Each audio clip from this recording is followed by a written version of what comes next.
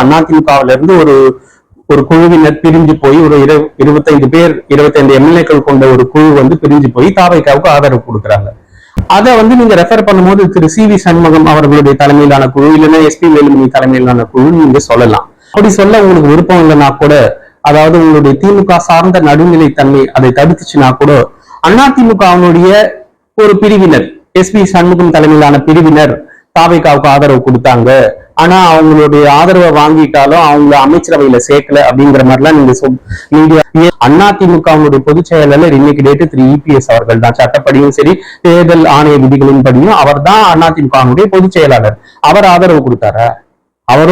அவரோட கட்சியிலிருந்து பிரிஞ்சு போய் ஒரு குழுவினர் 25 பேர் கொண்ட 25 எம்எல்ஏக்கள் போய் அவருக்கு ஆதரவு கொடுக்குறாங்க. அதை நீங்க ரெஃபர் பண்ணணும்னா அதான் நான் முன்னமே சொன்ன மாதிரி திமுக சார்பு நடுநிலைத்தன்மை கொண்ட ஒரு மீடியாக்கள், அதாவது நெறியாளர்கள், பத்திரிகையாளர்கள், அரசியல் விமர்சகர்கள் எல்லாருமே அப்படி வேணா சொல்லலாம். நீங்க அதிமுகவினுடைய ஒரு பிரிவினர் சி.வி. சண்முகம் தலைவிலான பிரிவினர் அப்படின்னு நீங்க சொல்லலாம். ஆனா அப்படி சொல்லாம அதிமுக வந்து தாவேகாவுக்கு ஆதரவு ஆனா அதிமுக வந்து அமைச்சரவையில சேர்த்துக்கிறேன்னு சொல்றது எந்த விதத்துல நியாயமா இருக்கும்?